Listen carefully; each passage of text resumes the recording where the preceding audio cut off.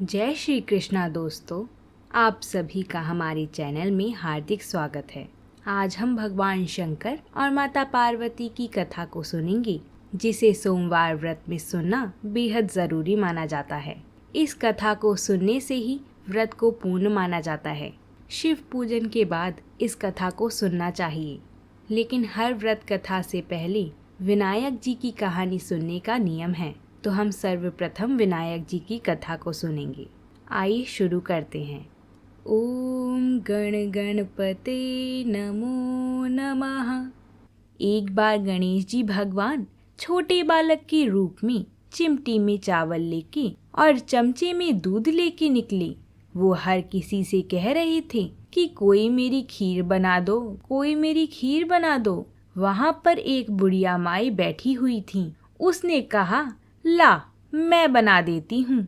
वह छोटा सा बर्तन चढ़ाने लगी तो गणेश जी भगवान ने कहा कि दादी माँ, छोटी सी भगोनी मत चढ़ाओ, तुम्हारे घर में जो सबसे बड़ा बर्तन हो वही चढ़ाना।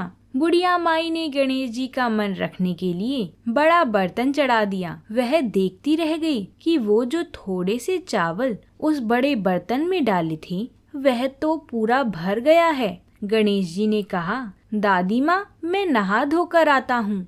जब खीर तैयार हो गई तो बुढ़िया माई के पोता पोती खीर खाने के लिए रोने लगे। बुढ़िया माई ने कहा, गणेश जी महाराज तेरे भोग लगना, कहकर चूल्हे में थोड़ी सी खीर डाली और कटोरी भरकर बच्चों को दे दी। बुढ़िया की पड़ोसन ऊपर छत पर से देख रही थी तो बुढ़िया ने सोचा यह चुगली कर देगी, इसलिए एक कटोरा भरकर उसे भी पकड़ा दिया।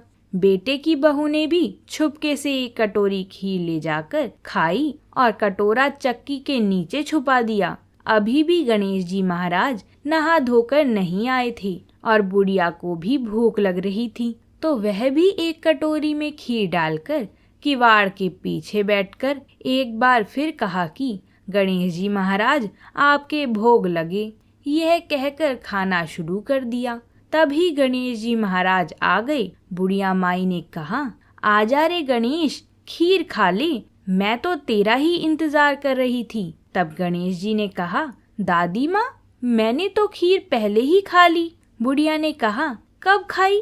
गणेश जी महाराज ने कहा, जब तेरे पोता पोती ने खाई तब मैंने खाई, जब तेरी पड़ोसन ने खाई तब मैंने खाई, और जब तेरी बहू ने खाई तब भी मैंने ही खाई, और अब जब तूने खाई तो मेरा पेट पूरा ही भर गया।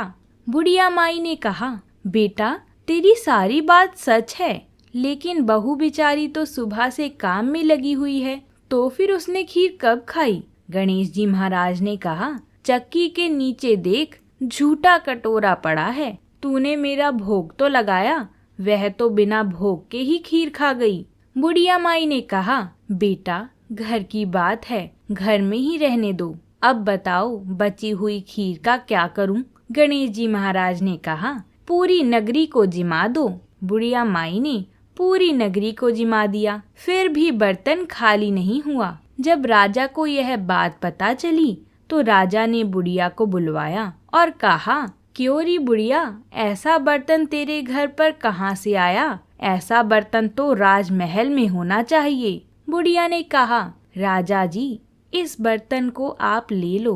राजा जी ने खीर का बर्तन महल में मंगा लिया। लाते ही खीर में कीड़े मकोड़े बिछुए हो गए और दुर्गंध आने लगी। यह देखकर राजा ने बुढ़िया से कहा, बुढ़िया बर्तन वापस ले जा, जा तुझे हमने दिया।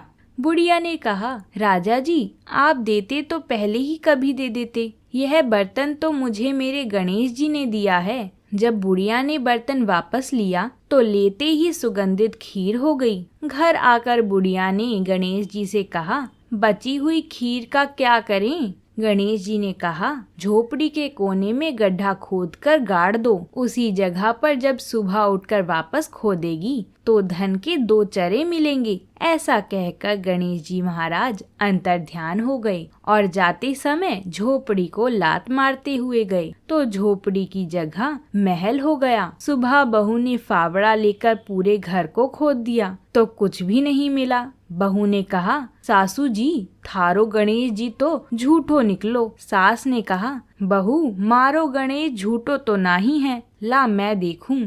वह सुई लेकर खोजने लगी तो टन टन करते 2 धन के चरे निकल आए। बहू ने कहा, सासू जी गणेश जी तो साचो ही है। सासू ने कहा, गणेश जी महाराज तो भावनाओं का भूखा है। हे गजानन गणेश जी महाराज, जैसा आपने बुढ़िया को दिया वैसे ही सबको देना। विनायक जी की कहानी कहने वाली, हुंकार भरने वाले और आसपास के सभी सुनने वाले सबको अपनी कृपा से पूर्ण करना। बोलिए गणेश जी महाराज की जय। आइए अब सुनते हैं भगवान शंकर और माता पार्वती की व्रत कथा को। एक समय भगवान महादेव जी और माता पार्वती जी के साथ भ्रमण करते हुए मृत्यु लोक में विदर्भ देश की अमरावती नगरी में पहुँचे। वह पूरी नगरी हर प्रकार के सुखों से परिपूर्ण थी। उस पुरी के राजा ने एक अति सुंदर शिव मंदिर बनवाया था। उसी मंदिर में महादेव जी और माता पार्वती निवास करने लगे। एक समय की बात है, एक समय माता पार्वती जी ने भगवान शंकर को प्रसन्नचित्त देखकर मन बहलाने की इच्छा से उनसे चौसर खेलने का आग्रह किया। भगवान शंकर जी ने अपनी प्राण प्यारी की बात मानकर चौसर खेलना प्रारंभ किया। उसी समय उस मंदिर का पुजारी निमित्त बनकर मंदिर में आया और माता पार्वती जी ने उस पुजारी ब्राह्मण से एक प्रश्न किया कि इस चौसर की बाजी में किसकी जीत होगी। भाग्यवश ब्राह्मण बिना विचारे ही बोल उठा कि महादेव जी की ही जीत होगी। परंतु हुआ इसके विपरीत और थोड़ी देर में बाजी समाप्त होने पर माता पार्वती जी की ही जीत हुई। इस पर माता पार्वती जी को ब्राह्मण के झूठ बोलने के कारण बहुत क्रोध आया और उसको श्राप देने के लिए तैयार हो गईं। यद्यपि महादेव जी ने पार्वती जी को बहुत समझाया, परंतु उन्होंने कुछ भी न मानकर ब्राह्मण को कोढ़ी होने का श्राप दे दिया। कुछ दिनों पश्चात पार्वती जी के श्रापवश होकर वह कोढ़ी हो गया और अनेक प्रकार के कष्टों को भोगने लगा। जब इस प्रकार उसको कष्ट भोगते हुए बहुत दिन हो गए तो एक दिन स्वर्ग की अप्सराएं भगवान शिव जी के मंदिर में पूजा करने के लिए आईं और पुजारी जी को शारीरिक कोढ़ से दुखी देखकर दया भाव से पूछा तो ब्राह्मण ने विनाश का वृतांत बताया कि भगवान शिव जी और माता पार्वती जी के चौसर खेलने और पार्वती जी के श्राप से ही मेरा ये हाल हुआ है। तब अप्सराएं यह सब कथा सुनकर कहने लगीं कि हे ब्राह्मण, अब तुमको अधिक दुख नहीं उठाना पड़ेगा। भगवान शंकर की कृपा से तुम्हारे सब दुख दूर हो जाएंगे। तुम सब व्रतों में उत्तम व्रत सोमवार व्रत को विधि पूर्वक करो। तब ब्राह्मण सोमवार व्रत की विधि को अप्सराओं से पूछने लगा। अप्सराएं कहने लगी कि सोमवार व्रत को स्नान आदि से निवृत्त होकर अच्छे वस्त्र धारण कर फिर आधा किलो खूब अच्छी तरह शुद्ध भुने हुए गेहूं का आटा लेकर उसका प्रसाद बनाओ और फिर उसके 3 भाग कर लो। फिर चंदन, अक्षत, फूल, धूप, नैवेद्य, बेलपत्र, धतूरा आदि लेकर प्रदोष काल में भगवान शंकर का पूजन करो। भगवान शंकर का पूजन भक्ति और श्रद्धा से युक्त होकर करो। फिर प्रसाद के 3 भागों में से 1 भाग भगवान शंकर का प्रसाद समझकर उपस्थित सज्जनों को बांट दो और आप भी प्रसाद पालो। इस प्रकार 16 सोमवार तक व्रत करो। फिर 70वें सोमवार को पाव भर शुद्ध गेहूं का आटा लेकर उसकी बाटी बनाओ और उसमें घी, शक्कर, गुड़ परिणाम सहित मिलाकर चूरमा बनाओ और शिव जी का भोग लगाकर उपस्थित सज्जनों को बांट दो। साथ ही आप भी प्रसाद पालो। इस प्रकार करने से भगवान शंकर की कृपा से मनुष्य के सब मनोरथ पूरे हो जाते हैं। ऐसा कहकर अप्सराएं तो स्वर्ग चली गईं और उस ब्राह्मण ने अप्सराओं की कथा अनुसार विधिवत 16 सोमवार तक व्रत किया और भगवान शंकर की कृपा से रोग मुक्त होकर बड़े आनंद से रहने लगा। कुछ काल व्यतीत हो जाने पर भगवान शिव और माता पार्वती जी फिर उसी मंदिर में पधारे। उस ब्राह्मण को श्राप मुक्त देखकर पार्वती जी ने बड़े आश्चर्य से पूछा कि रोग मुक्त होने का क्या कारण है।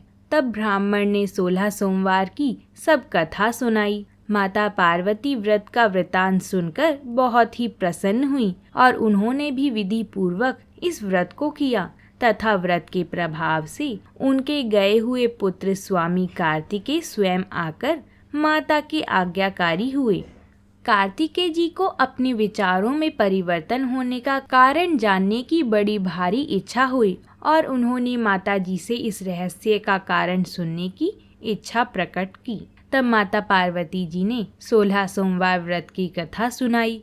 तब उन्होंने भी इस व्रत का प्रभाव सुनकर उनका एक मित्र ब्राह्मण बहुत दिनों से परदेश गया हुआ था, उससे मिलने की इच्छा से इस व्रत को धारण किया और उनका मित्र बहुत शीघ्र ही आकर कार्तिकेय जी से मिला और उनसे अकस्मात मिलने का रहस्य कार्तिकेय जी से पूछा। उन्होंने उत्तर दिया कि हमने तुमसे मिलने के लिए 16 सोमवार का व्रत किया था, उसी के प्रभाव से तुम मिले हो। ऐसा सुनकर ब्राह्मण ने भी अपने विवाह की इच्छा से विधि पूर्वक इस व्रत को किया।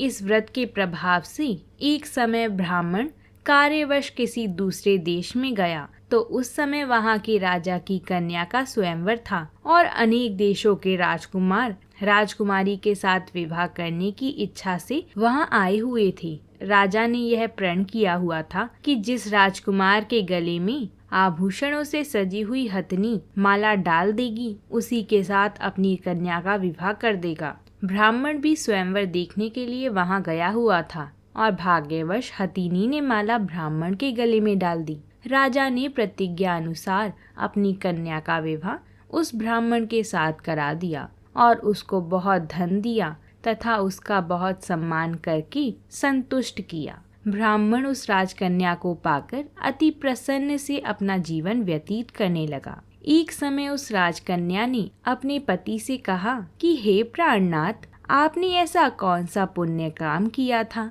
जिसके प्रभाव से हथिनी ने सब राजकुमार को छोड़कर आपके ही गले में वरमाला डाली। ब्राह्मण बोला कि प्रिय, मैंने अपने मित्र कार्तिकेय जी के कथा अनुसार 16 सोमवार का व्रत किया था। उसके प्रभाव से तुम जैसी रूपवान लक्ष्मी मुझको प्राप्त हुई हो।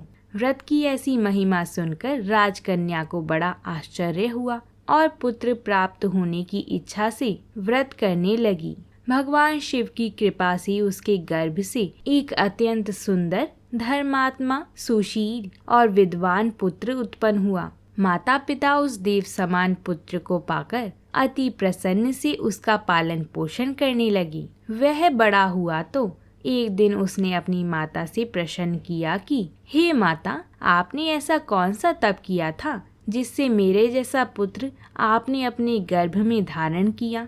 माता ने अपने पुत्र की प्रसन्नता के लिए वही 16 सोमवार व्रत का विधान कहा। जब पुत्र ने मनोवांछित फल देने वाले ऐसे सरल व्रत का वृतांत सुना तो वह भी राज्य अधिकार पाने की इच्छा से इस व्रत को करने लगा। उसी समय किसी देश के वृद्ध राजा के दूतों ने आकर उसको राजकन्या के योग्य समझकर कन्या का विवाह करके अति प्रसन्नता को प्राप्त हुआ। वृद्ध राजा के मृत्यु के पश्चात वही ब्राह्मण पुत्र राज्य सिंहासन पर बैठ गया, क्योंकि उस राजा के उस कन्या के अलावा कोई संतान नहीं थी। राज्य अधिकार पाने के पश्चात भी वह ब्राह्मण पुत्र सदैव 16 सोमवार का व्रत विधि पूर्वक करता रहा। वह 17वां सोमवार आया तो राजा ने पूजा सामग्री लेकर रानी को शिवालय चलने के लिए कहा, परंतु राजकन्या ने उसकी आज्ञा ना मानकर स्वयं शिवालय ना जाकर दास दासियों के हाथों सभी सामग्रियां भिजवा दी। जब राजा ने शिवजी का पूजन समाप्त किया तो आकाशवाणी हुई कि हे राजा, तुम अपनी इस रानी को राजमहल से निकाल दो, नहीं तो यह तुम्हारा सर्वनाश कर देगी। राजा को आकाशवाणी सुनकर बड़ा आश्चर्य और दुख हुआ और शिवजी की आकाशवाणी का सब वृतांत अपनी सभा में आकर सभी सदस्यों से कहा। सभासदों को यह सुनकर अत्यंत आश्चर्य हुआ और दुख हुआ कि जिस राजकन्या के कारण इसको राज प्राप्त हुआ उसी को निकालने के लिए सब प्रपंच रच रहा है, परंतु राजा ने उसको निकाल ही दिया। रानी अति दुखित होकर अपने भाग्य को कोसती हुई नगर से बाहर चली गई। पैरों में जूती नहीं, नंगे पैर, फटे हुए वस्त्र पहनी, भूख से दुखित रानी धीरे धीरे चलकर एक नगरी में पहुंची। वहां पर एक बुढ़िया कुछ सूत काटकर बेचने जा रही थी। रानी की दीन अवस्था देखकर कहने लगी कि तू मेरे साथ चलकर सूत बिकवा दे, मैं वृद्ध हूँ, कुछ भाव आदि का पता नहीं। रानी ने सूत की गठरी बुढ़िया के सर से उतारकर अपने सिर पर रख ली। अभी थोड़ी ही दूर गई होगी कि ऐसी आंधी आई कि बुढ़िया का सारा सूत पोटली समेत उड़ गया। बुढ़िया रोती और पछताती रह गई और रानी को अपने साथ से दूर रहने को कह दिया। तब रानी एक तेली के घर गई तो तेली के घर में जितने तेल के घड़े थे सब चटक गए। ऐसी दशा देखकर तेली ने उसको भाग्यहीन समझकर अपने घर से निकाल दिया। रानी इस प्रकार दुखी होकर एक नदी के तट पर जल पीने के लिए गई तो नदी का सब जल सूख गया। फिर रानी एक बाग में गई जिसमें एक बड़ा सुंदर सरोवर था। रानी जैसे ही जल पीने सीढ़ियों से नीचे उतरी, जल पीने के लिए उसने जैसे ही जल को स्पर्श किया वैसे ही नील कमल के समान जल में असंख्य कीड़े उत्पन्न हो गए और सारा जल गंदा हो गया। हताश होकर रानी ने अपने भाग्य को कोसते हुए इसी गंदे जल का पान किया और विश्राम करने के लिए एक पेड़ की शीतल छाया के नीचे गई तो पेड़ के सब पत्ते गिर गए। रानी जिस पेड़ के नीचे जाती उसी के पत्ते गिरने लगते। उस वन के पेड़ों की और सरोवर के जल की दशा देखकर उस वन के ग्वालों ने, जो वहां पर अपनी गायों को चराते थे और सरोवर में जल पिलाते थे, बड़े दुखी भाव से यह सब कथा अपने गुसाई जी को सुनाई। वह उसी नगर के एक मंदिर के पुजारी थे। तब सभी ग्वालों ने रानी को गुसाई के पास ले गए। रानी के मुख की कांति और शोभा देखकर गुसाई जी को समझ आ गया कि यह अवश्य किसी कुलीन वंश की अबला दुखित स्त्री है। ऐसा सोचकर गुसाई जी ने रानी से कहा कि मैं तुम्हें अपनी पुत्री समान रखूंगा, तुम मेरे आश्रम में रहो, यहाँ तुमको किसी प्रकार के कष्ट नहीं होंगे। ऐसे वचन सुनकर रानी को कुछ धीरज हुआ और वह आश्रम में ही रहने लगी। परंतु जो भी भोजन बनाती उसे तथा जो जल भर कर लाती उसमें कीड़े पड़ जाते। अब गुसाई जी को भी बड़ा आश्चर्य हुआ और दुख हुआ तथा वह कहने लगे कि पुत्री, तुझ पर कौन से देवता का कोप है जो तेरी ऐसी दशा हो गई। तब गुसाई जी की बात सुनकर रानी ने शिव पूजा का सारा वृतांत गुसाई जी को सुनाया। तो गुसाई जी ने अनेक प्रकार से भगवान शंकर की स्तुति की और रानी से कहने लगे कि पुत्री, तुम सब मनोरथ पूर्ण करने वाले 16 सोमवार का व्रत करो, उसके प्रभाव से ही तुम्हारे सब कष्ट दूर होंगे। गुसाई जी की आज्ञा अनुसार रानी ने 16 सोमवार के व्रत किए और 17वें सोमवार को पूजन से राजा के हृदय में विचार उत्पन्न हुआ कि रानी को गए बहुत समय हो गया है, न जाने कहाँ भटकती होंगी, अब उसे ढूंढना चाहिए। यह विचार कर चारों दिशाओं में अपने दूतों को रानी को ढूंढने के लिए भेजा। ढूंढते ढूंढते गुसाई जी के आश्रम में भी पहुंच गए और उनको सब वृतांत सुनाकर रानी को अपने साथ ले जाने के लिए कहा, परंतु गुसाई जी ने रानी को नहीं भेजा। तब दूतों ने रानी का पता और सब वृतांत जाकर राजा को सुनाया। राजा सब वृतांत सुनकर स्वयं गुसाई जी के आश्रम में गए और गुसाई जी से विनती भाव से कहने लगे कि महाराज, यह महारानी मेरी पत्नी है।